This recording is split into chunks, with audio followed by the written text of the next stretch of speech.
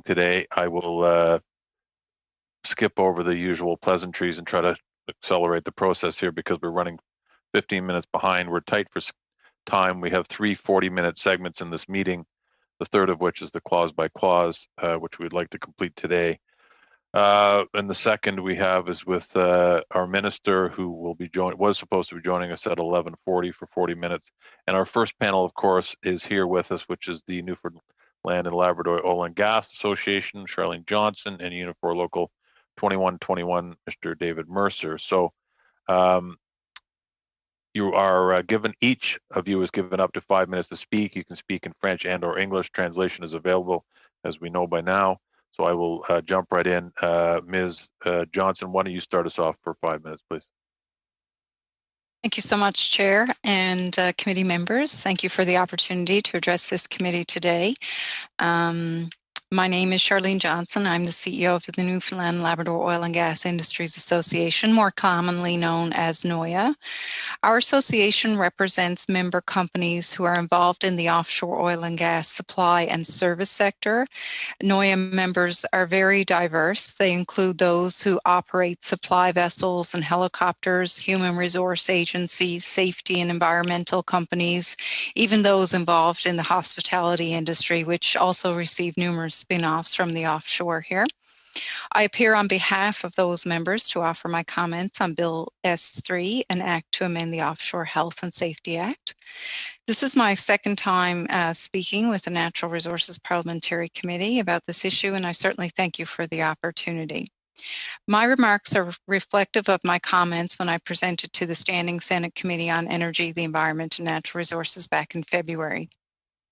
I would like to note that NOIA was appreciative of the actions of the Senate and similarly appreciative of the Department of Natural Resources for acting quickly upon the Senate passing the bill and providing an opportunity for NOIA to provide comments on new regulations. This is exactly the type of expediency we were hoping for, and I hope the legislation and regulations can be passed and enacted before the end of the calendar year. NOIA has spoken a lot, including to many federal officials, about competitiveness and timelines. As I appear before you, my message remains the same. The process to institute new Atlantic Occupational Health and Safety Initiative regulations for the offshore has taken far too long. It is another symptom of the disease of delay that has permeated our industry and hindered our growth. Thankfully, in this current situation, the actions of those involved in the offshore, including offshore operators and the Canada, Newfoundland and Labrador Offshore Petroleum Board, coupled with the protections provided by the Atlantic Accord and the Accord Implementation Act, have ensured that safety has remained a priority in the offshore oil and gas industry. The industry is already carrying on with standards, performance-based standards, and international best practices to ensure the safety of workers. While the regulatory process has taken long, we have comfort in action taken by all of those who participate in this industry and their commitment to safety. That has been, and I believe will always remain, paramount. However, we need to complete this process and similar processes quicker. To give a quick example of industry safety with the offshore, which the offshore is a leader of in Newfoundland and Labrador, both Hibernia, the oldest facility, and Hebron, our newest facility, had lost time injury rates of 0 in 2018. With that said, I would like to point out that the Nova Scotia Occupational Health and Safety Advisory Council was appointed in March of 2019, and to my understanding has been meeting twice a year. The corresponding committee for offshore Newfoundland and Labrador is not yet established. In the best interest of everyone, this should be corrected as quickly as possible. The international industry monitors the speed of our processes, and protracted delay influences their interest. Continual delay, inconsistent regulation, and the ever-changing and ever-moving goalposts impacts decisions to participate and invest in the Canada and Newfoundland and Labrador offshore. We need to overcome these significant hurdles. In that light, NOIA is supportive of efforts to advance and complete this process and supports Bill S3. Yet, while we need to get this done, it needs to be done right. We do not wish to see a protracted process, but we also do not wish to be back to this process again in short order. I believe the process undertaken by NRCan in the last 2 months can accomplish just that. Additionally, we need to ensure that the occupational health and safety regulations we enact now avoid unnecessary duplication with other legislation. And most importantly, we must not lower any standard of health and safety in the offshore. In essence, and to conclude my remarks, NOIA supports the completion of this process in a timely manner, one that includes a holistic approach to offshore regulations and considers the demonstrated commitment of the industry to ensure the safety of each and every individual who works offshore Newfoundland and Labrador. Thank you, and thank you again for your time. Thank you very much. Okay, we'll move on to Mr. Mercer. And I was remiss at the beginning. I forgot to welcome Mr. Harris. Thank you for joining us today. So, Mr. Mercer, you have the floor for 5 minutes. Chair.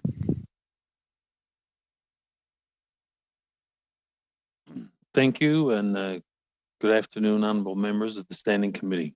My name is Dave Mercer. I'm president of Unifor Local 2121 and a member of the Newfoundland and Labrador Oil Gas Industry Recovery Task Force.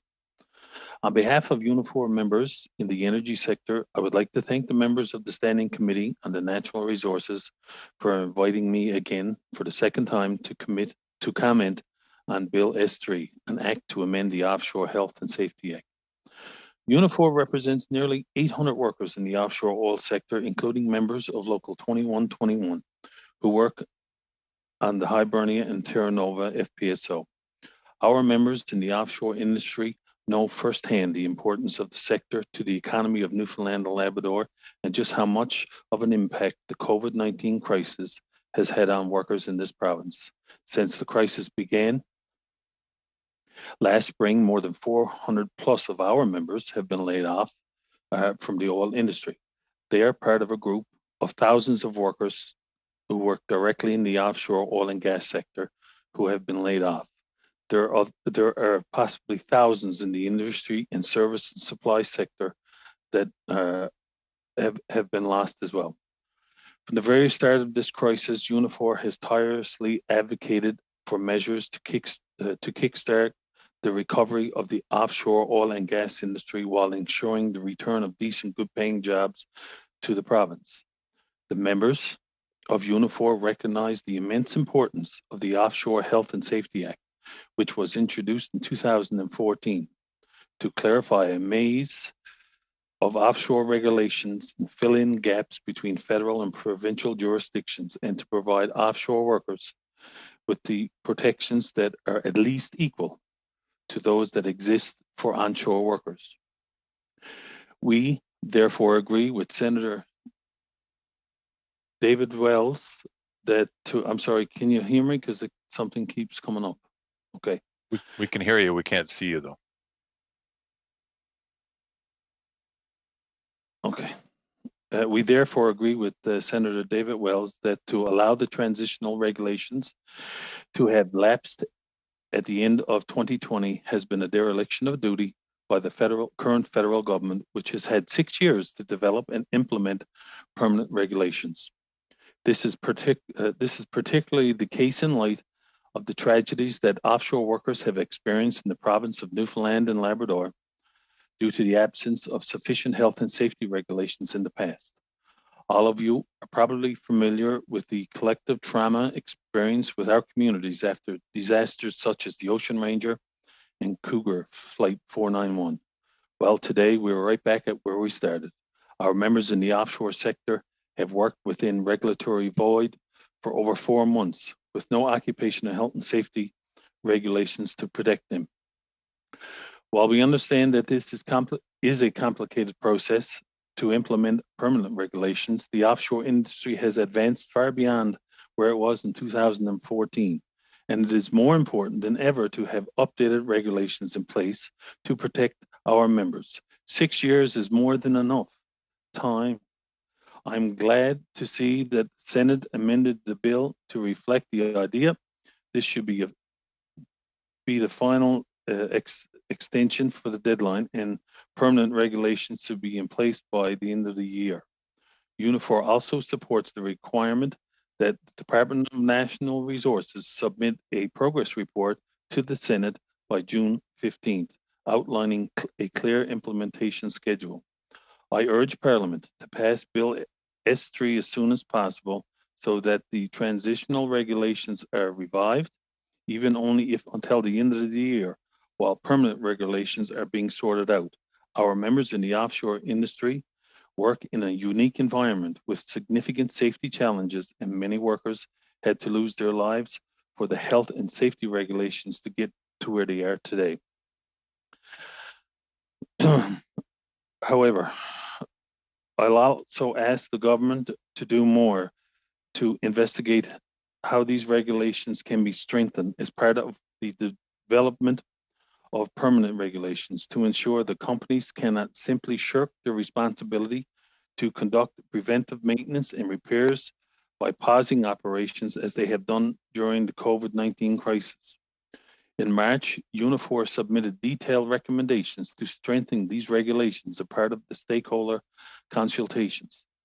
Unifor believes that solutions to health and safety issues are best resolved with full participation of workers' health and safety representatives of the Joint Health and Safety Committees in all workplace occupational health and safety related activities.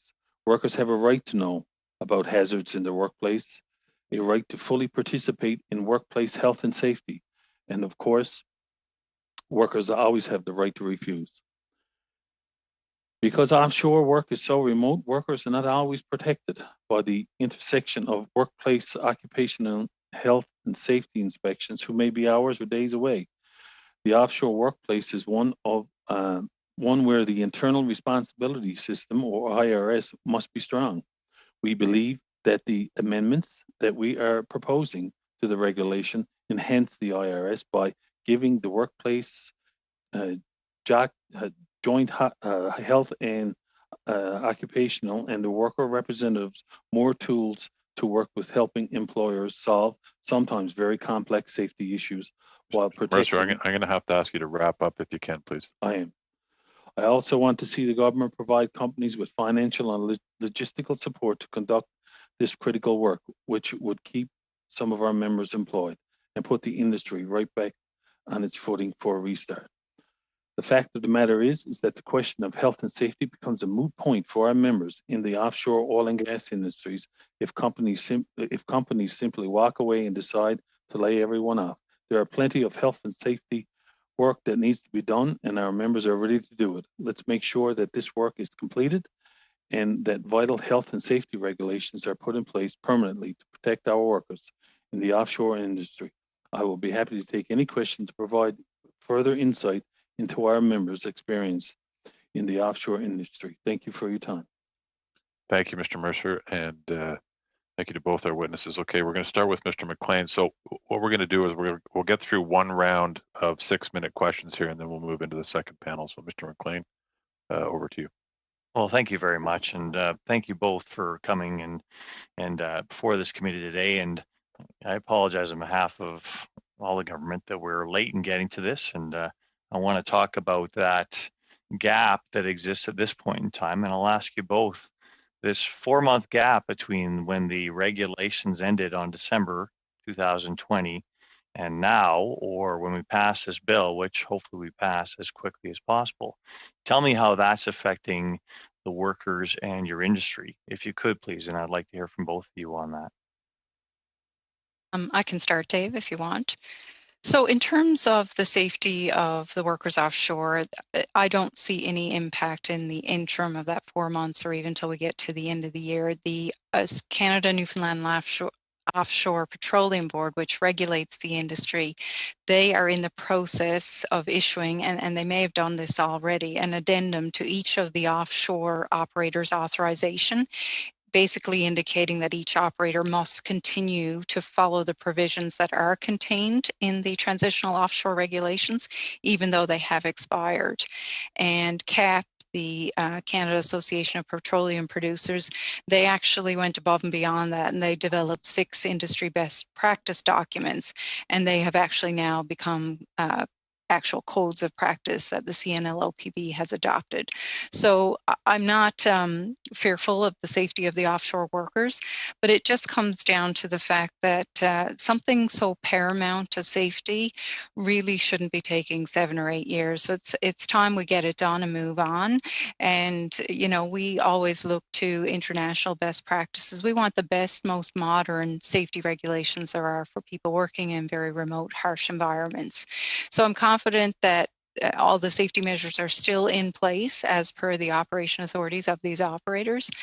It's more, as I said in my opening remarks, it's more just another thing that takes so long to get done in our offshore, and especially when it comes to safety in the offshore, it shouldn't take this long.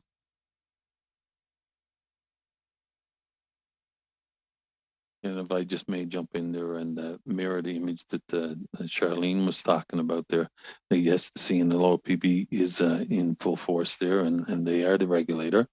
But speaking on the member side of it, it's confusing for them. Most of them, or some of them, you know, we had to have meetings with them offshore and to explain to them, you know, all the regulations that were in place should still be in place, and you should always have to follow them. And if there was any questions, you just follow up with the CNLOPB, or if there was any questions, to let us know. But they were kind of confused for the most part, because they didn't know if they were left without any at all. For us, it was more for information and to ensure that you know, they knew that for somehow that they would have been covered. Okay, and we'll go ahead. If I could just add, Mr. McLean, we were really pleased to see how quickly the Department of Natural Resources were in touch with us following the Senate meeting. We did commit at that time that we will contact our members. We will ensure that we will, if it's a 30-day turnaround, we will get you responses in 30 days. So it came out quickly, it went back quickly, and we're looking forward to the next round. But in the meantime, while this process is unfolding, there is something that can happen in conjunction that would definitely help in the area of safety, and that is expediting the appointments of qualified candidates for the Occupational Health and Safety Advisory Council here in Newfoundland and Labrador. As I said, that has been in place in Nova Scotia since March of 2019. I don't see any reason why that needs to be held up as we're going through this process, and something that should be done. And thank you. I know that these regulations had to go through the provincial legislatures as well, and it didn't seem to receive that much of a delay, but somehow at the federal level it's taken 6 years since the bill was initially introduced in Parliament, and yet we're still you know, dealing with retroactive legislation in order to have this pertinent for the period when it has lapsed. What's taking the federal government so long that the two provincial governments seem to get through a little more quickly? If you could, please. Either or both. Well, I guess that is the question. I'm not sure. I understand back in early 2020, it was noted at that time that we should have a draft by March of 2020, consultation to take place, and then regulations to be in effect by the end of 2020. Now looking for another 2 years as was originally intended. I'm not sure why 2 years would be needed when it was going to be done in 8 to 10 months. You know, I would only surmise, I guess, Bill C-69 was a major priority at that time, and I know that got through in a fairly quick manner. But I guess I can't answer the question. You know, whenever we have been consulted, we are very expeditiously get back. I understand the province was doing the same, and my understanding is the minister said they're waiting for this too. So I wish I could provide you with more answers, but I don't know. Thank you. All right, you've got 20 seconds left. Mr. Mercer, anything? Yeah, I just I got to say that you know, we were told a long time ago that this would be pretty easy to do and to get it done, but it keeps getting pushed ahead and pushed ahead and pushed ahead. And when they started it back in February and tried to put something together, everybody that was involved jumped on the bandwagon and tried to push this, and I don't see why we're stalling now. Thanks, Mr. Mercer. Okay, thanks, Mr. McLean. I'm going to stick very close to the timelines here, guys, just so we can try to get everything in. Okay, so Ms. Jones is up next, assuming her headset is working, and if it's not, then I believe Mr. Lefebvre is going to go.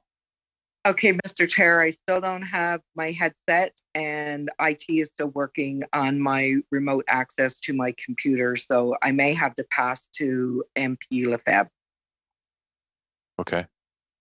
Is that, are you talking to your headset now? Because I'm hearing you loud and clear. So.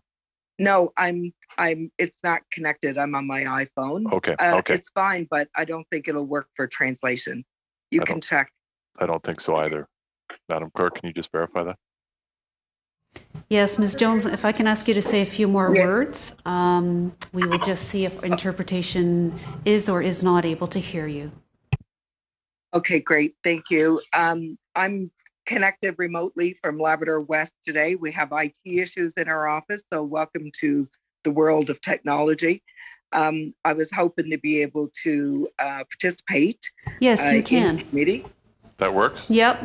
The interpreters have told me they can make do. So okay. Thank you. Okay. All right. Ms. Jones, you're on wonderful. for 6 minutes. Well, thank you very much. First of all, I'd like to welcome Ms. Johnson and Mr. Mercer to committee today. It's great to have you both here. And I know how difficult this past year has been for the industry. So I really want to compliment you on this stellar job that you've been doing in keeping the industry going in Newfoundland and Labrador, but most of all, supporting so many workers that have been affected by COVID.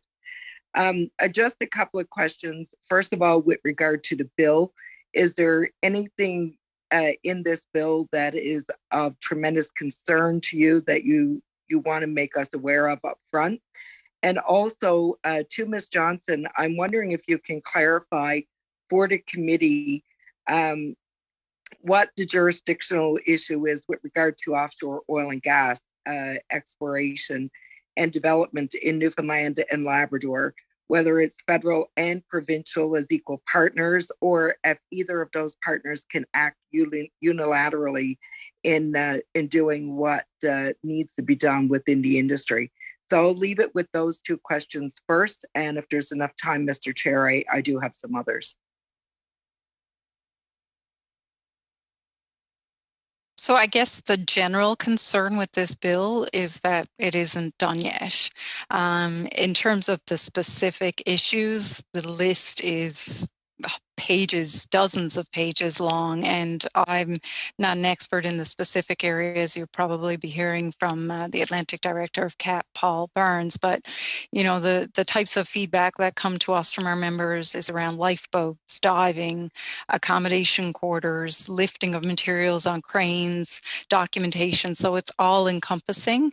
Again, as I mentioned, they are already in place, and the operators have to abide by the transitional regulations that were in place.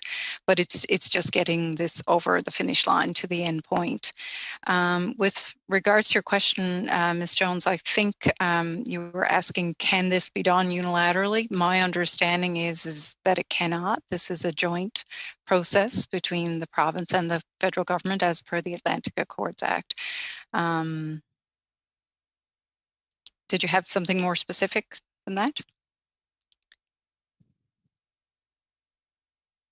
I'm not sure if I answered your question. Well, I guess the thing is, does this lend itself to two layers of approvals that would have to occur? And is it a more time-consuming and more expensive process? That would be one question. And the other question would be, how has the COVID-19, I guess, especially in the early days, how has it affected the industry from an administrative and a technical work front? And I know there's been difficulty, and you spoke about those publicly early on. Yeah, so my understanding of the way the process works is the federal government is doing all of the drafting of the regulations, and they are keeping the province informed. My understanding is that there is some consideration for allowing the general public and the province and associations like ourselves to see the draft at the same time. I'm not sure if that is the case. I know that's one of the things being considered by the department to kind of streamline streamline and speed up this process so we can get it done in a year. In terms of COVID and the impacts, Dave, you might be able to speak to this more. You know, we've seen, as with everyone and every industry, many people are pivoting in different ways, and it's really advancing things by years that we didn't know could have been done before. And there's some great examples because companies have already been focusing on digitalization, moving staff that used to have to be offshore, onshore. You may be aware of Exxon, and they have a control center onshore now. And those are folks that would have had to have been offshore before, and they are now home every night in their bed. So from a safety perspective, that's positive. I think some of this got advanced because of COVID, so there are some positives to come from COVID as well. But just generally in the impact of our industry, COVID has had a significant impact because of the reduction in demand for the oil product, and then of course the resulting reduction in price. And I won't get into it here today because it's not about safety, but there's a page long of deferrals and delays and cancellations that have happened in our offshore that has resulted in the thousands of layoffs that Dave referred to in his opening remarks. Maybe Dave, you can get into more specifics about COVID and technology. Thank you. We're doing a wonderful job on it. You can keep going if you like. Yeah. So just to add to Charlene's points there, I remember starting on Hibernia back in '97, and I remember the OIM at the time coming and having a meeting with us and saying to us that in 20 years' time, this facility won't be the way you see it now. A lot of this work will be done from onshore. And he's right. Things have improved and technology has advanced. And ExxonMobil has their own CCR set up now in their office in their building here in St. John's. And yes, people do get to go home at night. But for the most part, the many workers that still work offshore, although that technology has changed in that way. I'm going to have to stop you there, Mr. Mercer. I apologize, but we're going to have to move on to our next questioner. Mr. Simard, over to you. When is it down, James? How much time do I have? How much time do I have? Madam Johnson?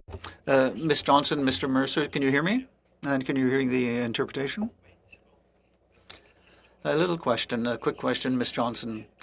Does that mean that since 31 December, it's the industry that's self-regulating with regard to these regulations? And Mr. Mercer, I'd like to understand the distinction between what are presented as transitional arrangements and permanent regulations. Are the transitional regulations not sufficient to guarantee the safety and security of workers? And I don't understand. We can't manage to adopt permanent regulations. I can't understand why it's taking so long.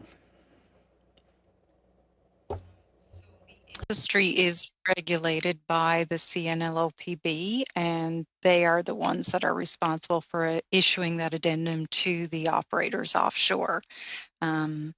My point being was that operators are just going to continue on with the practices that they have as per the transitional regulations. So I wouldn't call it self-regulating. They're still definitely regulated by the CNLOPB.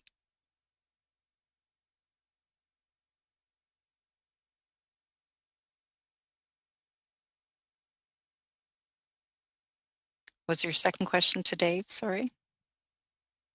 Pour monsieur, peut-être pour Monsieur Mercer, mais vous... Maybe for Mr. Mercer, maybe you can also answer, Ms. Johnson. What is this distinction that has to be made between the transitional provisions and permanent regulations? Does that mean that the transitional measures are not sufficient to guarantee the safety and security of workers? Question. So what I think here is that there has to be permanent regulations put in place, and so that we can make amendments to them going forward. Why should we have just temporary regulations in place and never have them put. I mean, this has taken too long now. I certainly believe that the permanent regulations that are in place will help solidify all these regulations. And if we're going to do any amendments to them, at least we have something sound and factual to make amendments to. But right now, we don't have any permanent in place. And frankly, our lives, our workers' lives offshore, depend on the occupational health and safety regulations. Just further to that, it's about having clarity. In some of the drafts that we've seen to date, and again, Cap is more the expert on this, some of the language that is being proposed for the permanent regulations, they were duplicative, inconsistent with some offshore regulations. So it's about fine-tuning all of that and getting it right so that there is extra clarity.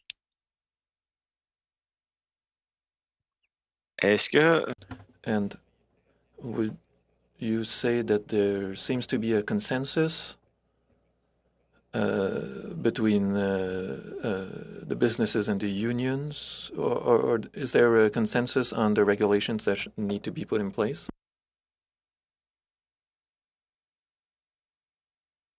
On the specific regulations, CAP was working with the business community, the unions, doctors, workers offshore health and safety committees.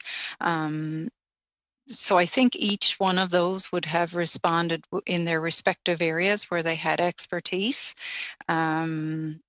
Certainly I get the sense that there is a lot of consensus between them all. I wouldn't want to speak for everyone, but there's nothing that comes to mind that where there's any regulation that one or the other group is at odds with the other.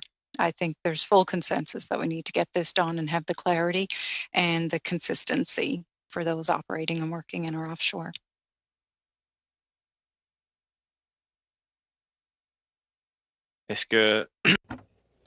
And did the unions have any demands concerning the permanent regulations? I wouldn't say that we had demands. Like when this all came out, you know, a draft came out for the occupation health and the health and safety regulations, and we were able to make comments on it, and it was due at the end of March, I believe it was. So we did, and we made lots of comments and lots of ideas put forward, and I'll just give you just one example, just for an example. But offshore right now, we have first aid programs for personnel with injuries and broken arms and broken legs, et cetera, et cetera. But we don't have anything in the regulations that cover mental health, and there is no training offshore for mental health, only for first aid.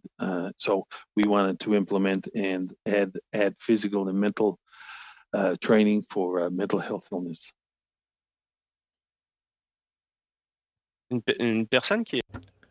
Someone who's... I have to stop right. Vous avez parlé de santé mentale. You spoke about mental health. Someone who's offshore, how long are they offshore for? Basically, when you go offshore for 21 days and you're home for 21 days. Thank you. Okay, I'm going to have to stop you there. Okay, Mr. Harris, over to you for 6 minutes, and then you'll be the last person asking questions on this panel. Thank you. You're on mute, Mr. Harris. Well, thank you, Chair, and I want to thank both of the witnesses for appearing today, Mr. Mercer and Ms. Johnson. And I just should note that Ms. Johnson and I, along with Ms. Jones, served in the Newfoundland and Labrador House of Assembly, so we have experience with each other in other forum. Good to see you both here today. First of all, I just want to sort of note that it's been almost 30 years, or will be almost 30 years, since the offshore safety was actually put in the hands of the CNLOPB, the Canada, Newfoundland and Labrador Offshore Petroleum Board and taken from the provincial and federal departments of labor who were in charge of occupational health and safety in the offshore. And that has been very disappointing to the unions from day one.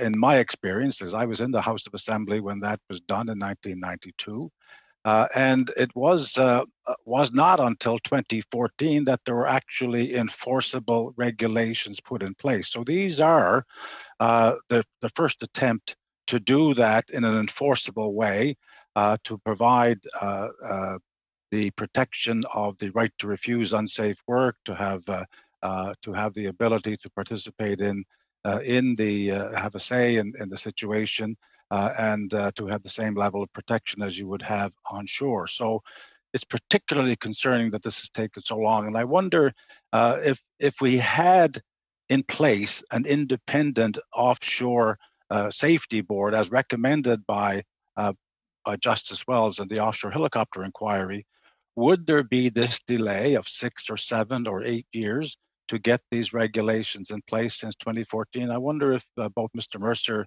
and Ms. Johnson could comment on that, because Justice Wells asked for a separate, powerful, independent, knowledgeable body equipped with expert advice that was devoted only to ensuring that the offshore health and safety regime was adequate. Would that be in place now if we had that separate board? What's your opinion, Ms. Johnson and Mr. Mercer? I don't know where the delay lies, so I don't know if we can land that in the hands of the CNLOPB or if it's within the Federal Department of Natural Resources. I'm not privy to know where those delays lie.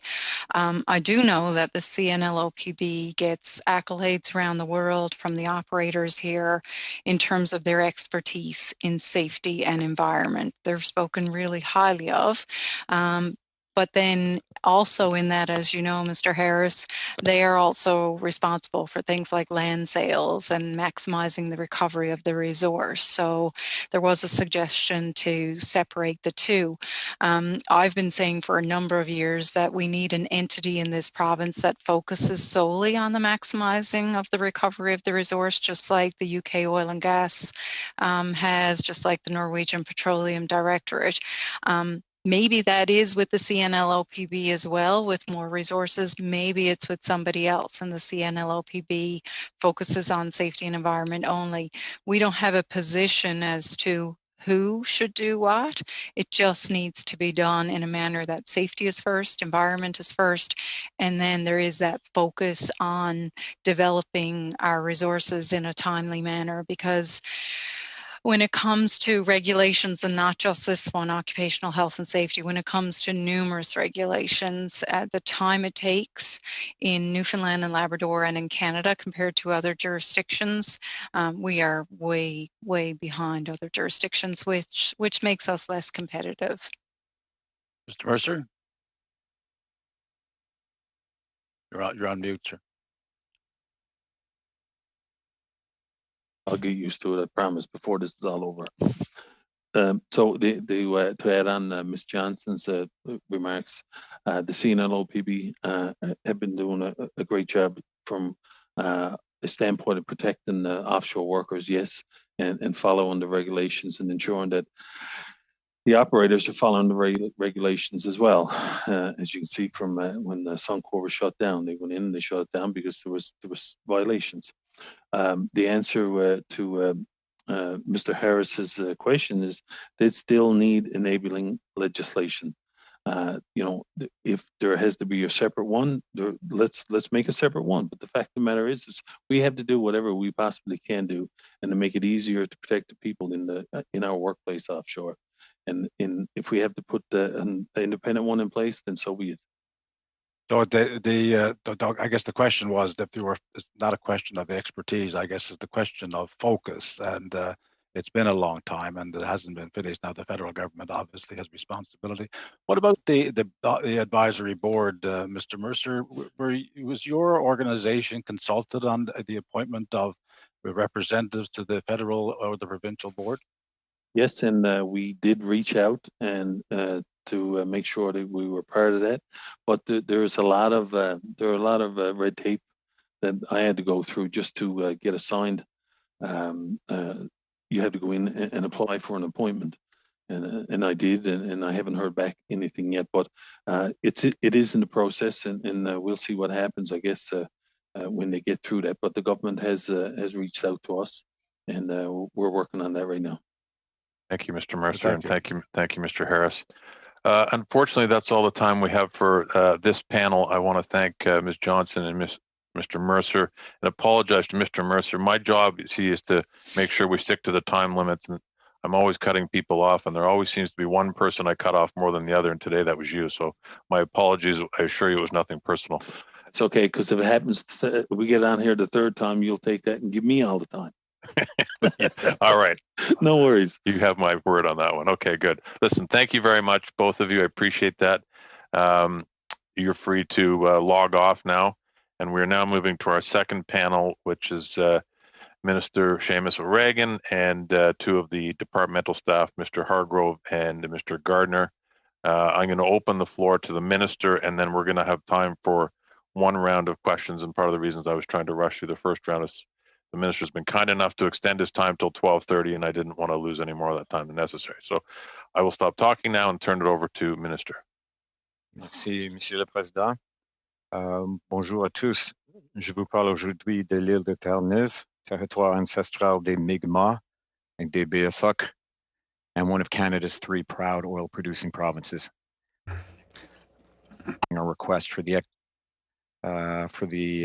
expedited passage of this important legislation. This issue is important to me. It's personal. It's about an industry that has brought so many benefits to my province. It impacts the workers here, my neighbors, my friends who work in our offshore. And I remember vividly the industry's nascent days. You know, I was a young fellow working for Premier Brian Tobin some 20 odd years ago when the first platform, Hibernia, was under construction, and hopes were sky high after so much despair over the cod fishery collapse of 1992. Today, it is a proud and mature industry, one that has accounted over the years for 30% of our economy, one out of every 10 jobs, 10% employment over the years. In fact, the government of Newfoundland and Labrador relies more on its royalties from oil than even the governments of Alberta and Saskatchewan. The opening of the offshore industry in the Atlantic has also created jobs and wealth for Nova Scotians too, prior to and during the recent decommissioning of its 2 gas projects.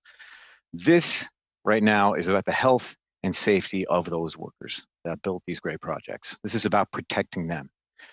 When I spoke about S3 to members of the Senate in February, I was struck by a remark from Nova Scotia Senator Jane Cordy. She said, living on the ocean, you understand the strength of the ocean. The power of the sea is by no means lost on many of us. The president of ExxonMobil Canada told me there is no harsher environment on the planet in which his company operates than Newfoundland's offshore. The sea is powerful, but that power also has tragic consequences. 2 tragedies in particular stand out for me. First, the Ocean Ranger sinking, when all 84 on board perished during a terrible North Atlantic winter storm in 1982. I remember delivering the newspaper the next day and the size of that headline. A royal commission led to new safety measures then, yet in 2009, tragedy struck again. A helicopter ferrying 18 workers to an offshore platform plunged into the ocean, and only one miraculously survived. A judicial inquiry was struck that led to the 2014 passage of the Offshore Health and Safety Act. The government of the day set up an interim safety regime while giving officials 5 years to finalize permanent regulations. That deadline was extended 2 years, and now we're asking for a new extension until the end of this calendar year to complete this work. Now, I know some members are ready to scream and shout failure over these delays, and frustration, I will tell you, is warranted and shared. I'm frustrated. I said it during the Senate hearings. I'll repeat it again today. It should not have taken this long. But consider this. One of our officials told senators that the original 5-year schedule was ambitious, even if everything worked like clockwork. Why? Because this is a complex process. We're talking about 3 governments, 2 independent regulatory bodies. I mean, this is how our offshore works. It's a joint management framework, clearly outlined in the Atlantic Accord Acts, our areas of responsibility and a stipulation for decisions requiring joint ratification. So you can't go it alone.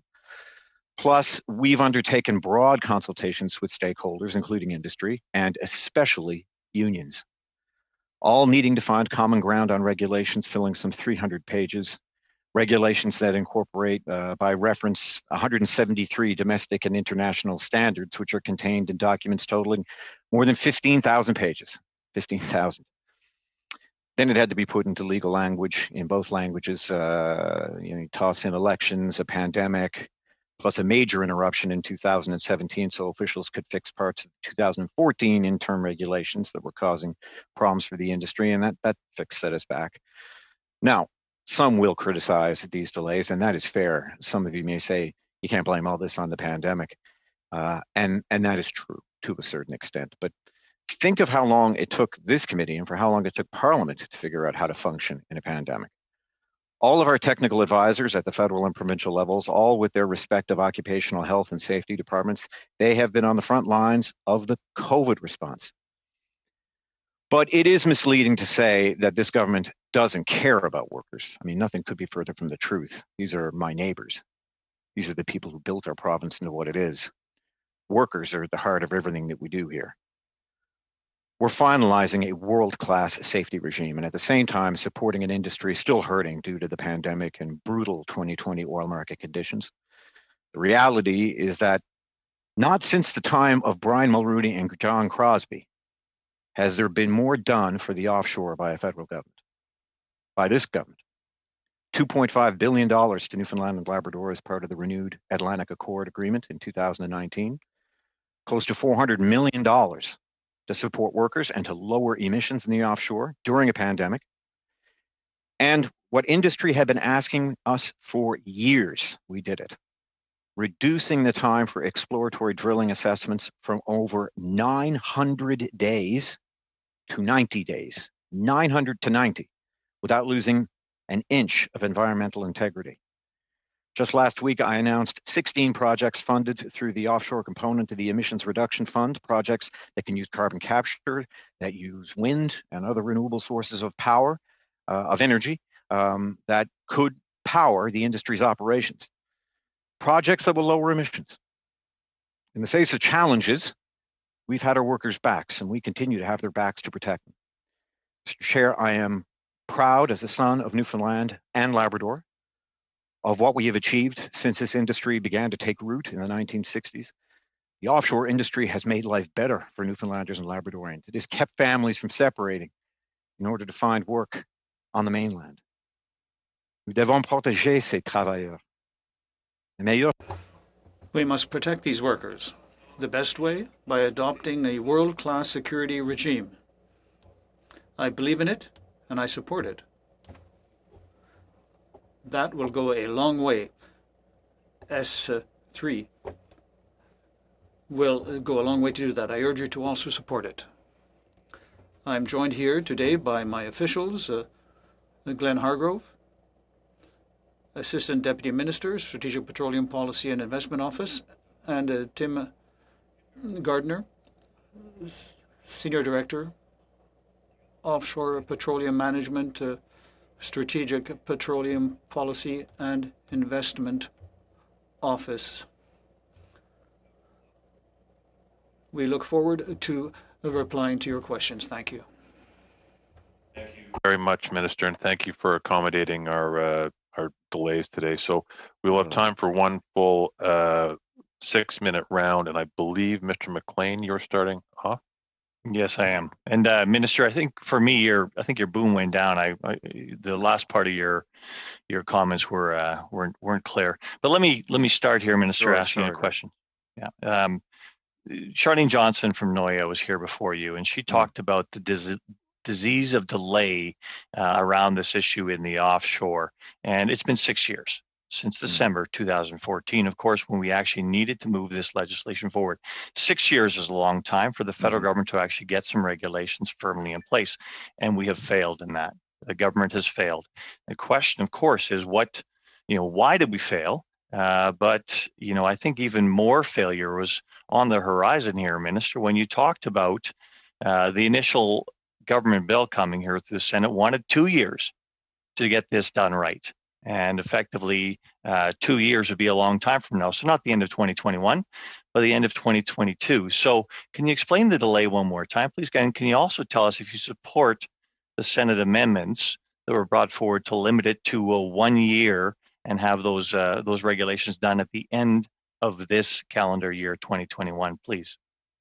And I thank the honourable member for his question. Yeah, it did take too long. There's no question about it.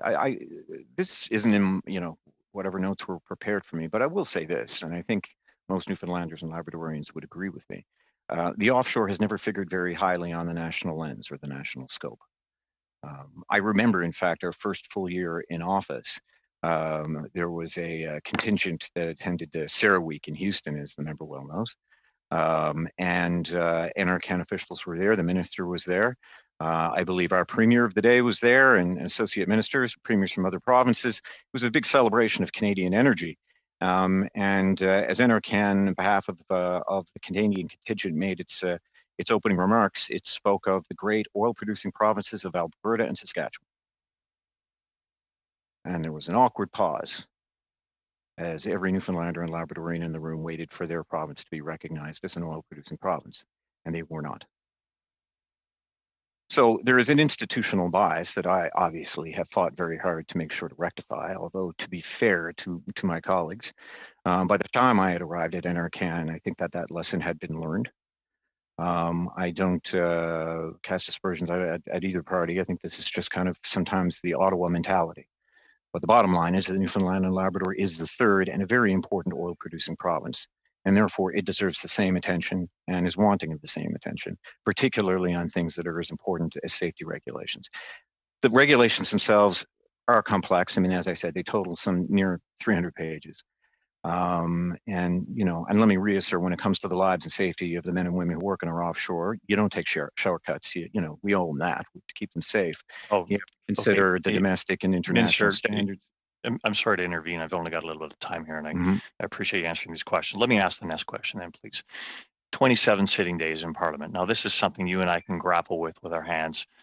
27 sitting days from the time this received first reading until the time it received second reading on April 30th. 27 sitting days. How much legislation went through the House of Commons when I had clearly indicated to your office that we wanted this moved forward as quickly as possible and to get workers protected on the offshore?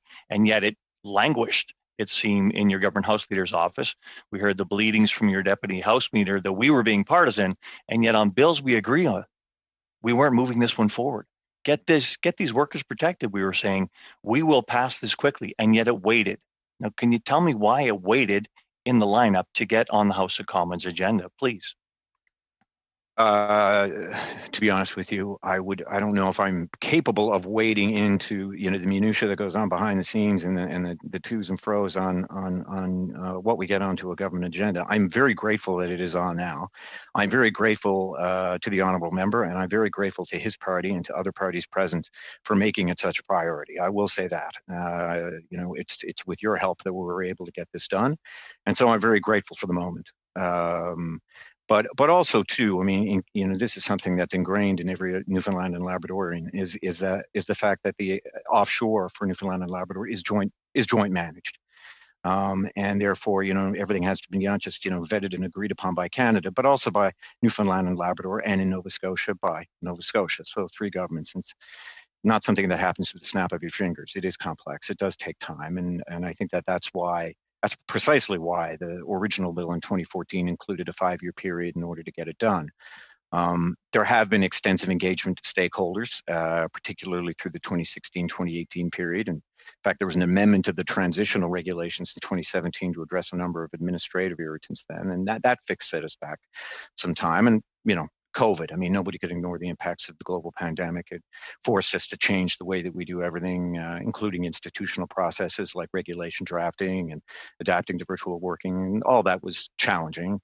But I am confident that the work that remains to be completed within the time that this bill would provide will get done, and it will be passed.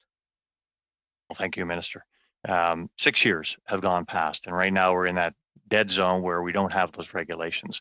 I will encourage you in my last comments here to move this very quickly so these workers are protected one last time. I think that's all my time, but thank you very much for being here today. I could not agree with you more. You have my word. Thank you, Mr. McLean. Ms. Jones, I believe you are next. Thank you, Mr. Chair, and good morning, Minister. It's good to see you at our committee today. And first of all, as a parliamentarian in Newfoundland and Labrador, I want to thank you for the work you did in securing the oil industry and investments in the oil industry in our province through the pandemic. We heard from Mr. Mercer earlier from the union. We know how workers were impacted, and I have to say you did a remarkable job in responding to the needs of the industry at what was a difficult time. We talk a lot about the drafting of the bill and what needs to happen between now and December 31st, and I understand your commitment. But as I indicated earlier, this is not just unilaterally, it has to be done with the provinces as well, in this case, Newfoundland and Labrador and Nova Scotia. And I know that you have a great relationship with your provincial counterparts in both places, but can you speak to that relationship, how important that's going to be and critical to meeting this parliamentary deadline of December 31st to fulfill what the industry has been asking for a long time? Thank the honourable member for her question. Yeah, I mean, as she knows, all parties, both chambers of Parliament, have worked expeditiously on this bill while doing their due diligence. And in a minority parliament, you know, what we're seeing here on this, and people should know, is cooperation and collaboration and regular communication on the things that are really important. And it extends beyond this House. It extends, as you know, as the honourable member of Labrador from Labrador knows, joint management in the Atlantic Accord is it is something just about every Newfoundlander and Labradorian knows, certainly ones of my age who remember the fighting days of the 1980s and the 1990s to ensure that joint management exists. And that is a real and fulsome relationship. True joint management of the offshore resources between the Government of Canada and the Government of Nova Scotia, and Government of Canada and the Government of Newfoundland and Labrador in the respective jurisdictions. When it became clear in the fall of 2020 that the final regulations wouldn't be completed by December 31st, 2020, I mean, our government, the Newfoundland Labrador government and the Nova Scotia government, we each took legislative steps to extend the transition period so that workers would be protected under the existing occupational health and safety framework that existed. So, you know, if there's anybody out there watching, any doubt in their mind, every worker was looked after. We made sure that that transition period existed. And it was at that point for the federal government, you know, in order to signal our intent, this bill was introduced in the Senate on December 1st. And the bill was amended, passed by the Senate mid-February, when it was then introduced in the House, and in a similar time frame now, it's come to this committee. So things are moving, and I once again want to commend members of this committee and all sides of the House for the priority that they've given this. Thank you, Chair. Do I have some time left? Yeah, you have 2.5 minutes. Oh, wonderful. You know, the oil and gas industry, as you indicated, Minister, is definitely one of the priority industries for the province of Newfoundland and Labrador, if not the priority. Yeah. It seems like we're constantly competing in this industry, sometimes with our Western counterparts. But, you know, I have to acknowledge the fact that you've certainly moved the dial on that and ensured that attention was being focused on the oil and gas industry in Newfoundland and Labrador. And of course, as MP Harris outlined earlier when Ms. Johnson was on, I think we all have a history in this industry in the province and have all at one point had our hand into different policies and regulation pieces around it. Mm-hmm. So maybe you could talk a little bit about how S3 is going to affect workers in this province into the future, and how important it is for a province like Newfoundland and Labrador. I don't have to remind the honourable member of the Ocean Ranger And, certainly don't have to remind the honorable member of Cougar 491. They have left indelible marks on our province. I remember being a paperboy delivering that newspaper, the Evening Telegram, with the headline. I remember that one of my neighbors was a man who had received one of the distress calls, and how he didn't leave his house for a week, and the papers just kept piling up. I remember delivering those papers because I remember on my street was a lot of older people who waited all day for their newspaper to be delivered and just stood in their door, just waiting to see that paper to make it real for them. It shook us to the core, and it exists until this day. When you look at Cougar 491 and that crash, it just reminded us all of how important safety is and what is a very, still a very dangerous business. It is one with, where all hands are completely committed to the highest safety regulations. Can't say that enough about unions. Can't say that enough about, the principals who are out there who are drilling the oil. Can't say that enough about government. But it is really important, particularly in the wake of the recommendations after the crash of Cougar 491, that those regulations are updated and that all hands agree on what they should be and that we enforce them. So this is a major step forward in that direction, building on a long and proud history now, some 30 years of working in the North Atlantic, in the offshore, in what ExxonMobil Canada calls, the harshest environment in which they operate. You can only operate in a harsh environment like that if everybody understands what a priority safety is. And it is the only way it's going to work. And we feel now that all our people there will be best served by the absolute most up-to-date safety regulations held and enforced by everybody involved. Thank you, Minister. Thank you, Ms. Jones. Okay, moving on to Mr. Simard. You have 6 minutes. Merci beaucoup. Thank you very much. It's a pleasure to see you with us here, Mr. Minister. And we discussed about the fact that I would not want to see us continue to go in circles with this amendment. And in the same spirit of cooperation, I hope you'll allow us to ask a question that is still in the energy sector. You talked in your presentation about the broader energy sector, and I wanted to raise a concern that I have with the strategy that you're launching for hydrogen, the gray hydrogen, which is not compatible with a green economy. And I think that you should take into consideration the relationship between hydrogen production and what that implies in carbon. I don't know if you have anything to say on that. So. I let Mario finish his question because I was hoping he was going to come back around to what we're talking about, but I would ask for relevance on that question. Thank you. Yeah, Mr. Simard, we need to keep our questions focused on the 3 sections of the bill that's before us. So I'd ask that you simplement, James. I just wanted to point out that Ms. Jones was talking about the importance of the petroleum sector in Newfoundland and Nova Scotia and other members, and the minister himself talked about the general energy sectors. So I am just following their example. I don't want to cut you short, but if you're asking about something that's relevant to the bill, that's one thing. Certainly the importance of the sector to Newfoundland is obviously connected to this legislation, but I think you've veered off the path a little bit there. So if you could just focus back on the legislation, we'd be grateful. Thank you. Est-ce que Terre-Neuve et Labrador fera partie? Will Newfoundland and Labrador be part of the hydrogen strategy?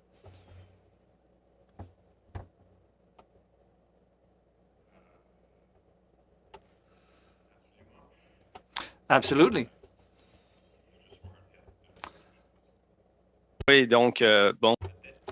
Well, to come back to, I'm not going to insist, but to come back to what my colleague Craig said, the time spent on this bill surprises us, and you said that you can't ignore the mechanics of government, but I think there's something there's a consensus on, and we don't see any objections.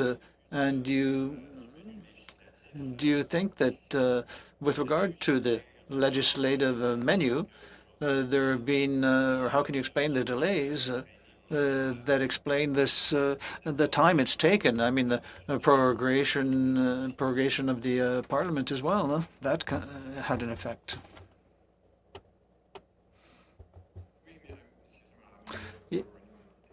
That added up.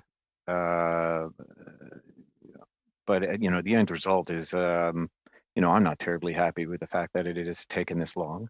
And again, you know, grateful to everybody here and to all parties for understanding the weight of the issue and you know, the cooperation that we've seen. I think is Canadians should know about, because they don't hear often enough.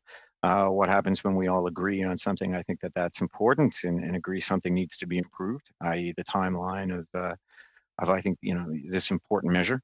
You know, to revisit just some of the numbers, but you know, you were talking 173 domestic and international standards, some 15,000 pages. You know, we wanted to make sure that we got it right. So again, some of these reasons I will brook, but you know, others you know, just don't seem to add up, obviously, and that is why, you know, I wanted to make this work as quickly as possible. That relied heavily on you, and on this committee and on our respective parties. And again, I'm very grateful for that. You know, when you look at the next 12 months, you know, again, no shortcuts then either. When it comes to the health and safety of workers in our offshore, no shortcuts when it comes to keeping them safe. And while the bill before senators may only have 3 clauses, the regulations that they address, though, are far more substantial. And we have a detailed implementation schedule in place with the Department of Justice and with our provincial partners. And as I've noted, though, there are a number of statutory requirements as well as stakeholder engagement, provincial coordination that has to happen. You know, and particularly in the current environment, it's not something we can take shortcuts on. We need to get these regulations right. Workers definitely deserve no less than that. And they certainly deserve the commitment of so many members of this committee and our respective parties. And I'm delighted to bear witness to that. Thank you, Minister. Mario, you're under 10 seconds. So use it as you see fit. Est-ce que vous avez un échéancier précis? Do you have a calendar now for the implementation of the permanent rules? Time we're going to have to move on to Mr. Harris, who will be our last up on this panel. Mr. Harris. Thank you, Chair, and I'm pleased to have an opportunity to speak to Mr. O'Regan, the Minister O'Regan, this morning. Thank you for joining us. I share with you, of course, the memories of the Ocean Ranger tragedy and the Cougar helicopter tragedy, and I attended hearings of both of those inquiries. In fact, had standing at the offshore helicopter inquiry organized by or run by Mr. Justice Wells, and I know how important offshore safety is to everybody, but we only in 2014 did we have enforceable regulations for safety in the offshore in the same way that they occurred on land. So they're very important that they be in place. And I understand that they're complicated and it takes time to get these put in place, even though 300 pages is not really a lot for regulations. But nevertheless, what galls me, and I think many people, is the fact that this regime was allowed to lapse on December 31st of last year. And the regulations since then are unenforceable in the same sense that they were. And that's spelled out in the regulation, in the legislation itself, that no one can be convicted of an offense under the regulations if it occurred between January the 1st of this year and whenever these regulations are whenever this law is put into place. And by the way, we want it put in place as quickly as possible, and we'll support that. Can the minister explain how is it that these offshore safety regulations were allowed to lapse in the Newfoundland and Labrador offshore? It wouldn't happen to any other regulations. And is this a case of someone being asleep at the switch or not realizing the importance of these regulations in the Newfoundland and Labrador offshore? No, I don't think it's a case. I thank the honourable member for his question. I don't think it's a case of anybody being asleep at the switch, but it is an incredibly important question to get right. I'm going to call Tim Gardner from my department, because I want Tim just to kind of maybe flesh out for you, what happened here and precisely answer your questions, Mr. Harris. Tim? Yeah, I want a short answer, but not a long answer, but a precise answer, because I only have a few more minutes left. He's good at that. Yeah, understood. Do my best. I guess what I would on is how we're assuring that worker safety continues to be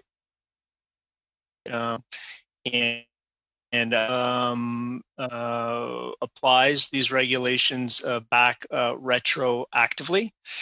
And so the government's intent and the basic rules that employers are expected to follow are clearly understood and will be brought back to January 1st of this year. Provincial regulations continue to be in effect, and we have offshore boards that have the ability to attach conditions to any activity that's authorized in the offshore, including compliance with regulations, OHS regulations. The legal framework for occupational health and safety under Part 3.1 of the Act is quite detailed and continues to be in effect as well, and provides an avenue for criminal sanctions should there be an incident in this intervening period. And when the regulations, federal regulations, are reapplied retroactively, the ability to pursue administrative sanctions will then be in place, and administrative sanctions can be quite severe, up to and including withdrawing an activity authorization. So it could be shutting down a platform, for instance. And so thank you, sir. I think we've seen that in the offshore before there were any regulations. They said, oh, we can enforce them, we can shut down the rig. Of course, that never, ever, ever happened and wouldn't happen under this regime right now. I have another question for the minister. Mr. O'Regan, one of the other important points was and in the 2014 legislation was the appointment of offshore joint worker and employer and government advisory committees. And they've had since 2014 to put those in place as well. There isn't one for the Newfoundland and Labrador offshore as of yet, although I'm told that by you, of course, that the federal appointments have been made. There is one in Nova Scotia, which was put in place in 2019 and has been meeting. So why is it taken since 2014 to put in place these advisory committees? And why have the unions not been consulted on the appointment? Well, as the honourable member acknowledged, we've been ready with that, with our appointments, and ready to sit down at the table. I mean, the province has had a heck of a lot going on, but maybe what I can do is I can tell the member that we will certainly be sitting down, approaching the province about this as quickly as possible to see how quickly we can form this up. There's a tremendous amount of goodwill, I believe, at the moment. Mr. Mercer, who appeared before me, be able to speak more accurately at this point. But from what I can see, since we put the additional $320 million towards the offshore in pandemic relief, with the objective of looking after workers, retraining workers, and of lowering emissions. They have had a seat at the table with industry and with the provincial government to determining what projects will get that $320 million. They've also been somewhat involved in the emissions reduction fund as well. So there's a congeniality there. There are good relationships that exist, but we want them to exist in an institutional way and exactly the groups that you're talking about. So, now that we've got this, I think, moving along fairly quickly, that will certainly be the next step. We're ready to sit down at the table. Thank you, Minister, and thank you, Mr. Harris. That unfortunately is all Your time and unfortunately all the minister's time. But Minister, thank you on behalf of the committee. You are always generous in trying to accommodate us and appear before this committee and answer questions. And for that, we are very grateful. Today's no exception to that. So if you'll forgive us, we're going to move on quickly to clause by clause on this bill and say thank you and good afternoon. I'll leave it to you. Good afternoon. Good afternoon. Here it is, Jamie. Indeed. And I think it is there too now. Indeed. That's why I had to double check the clock there. Yeah. Okay. Good afternoon, Jamie. Yes, take care. Thank you all very much. Thank you. Okay. So we are now moving on to clause by clause. Thank you, everybody. I apologize for trying to move things so quickly, but I was trying to get both panels completed, so which we managed to do. So on to the bill itself.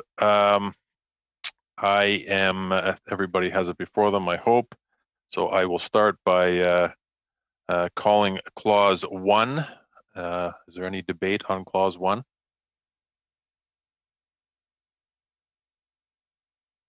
No? Okay. Shall clause 1 carry? Okay, I see everybody's thumbs up. Okay, thank you. Okay, we'll call clause 2. Any debate on clause 2? Mr. McLean, I see your hand up. Well, thank you, Mr. Chair. And the version I have is talking about expiry of 8 years after the day on which the section comes into force. And I think that was sent by you or sent by the committee. Is that an amendment proposed by somebody on this committee that we change the 7 years to 8 years? The version I have says 7 years. Okay. The version I have has 8 underlined on it. It's the latest version. So if we're 7, then yes. Yeah, mine has 8. 7 as well. Same. Okay. Is this somebody's proposed amendment? I have not received any amendments. The clerk, you have not received any amendments. This definitely came to the clerk. Okay.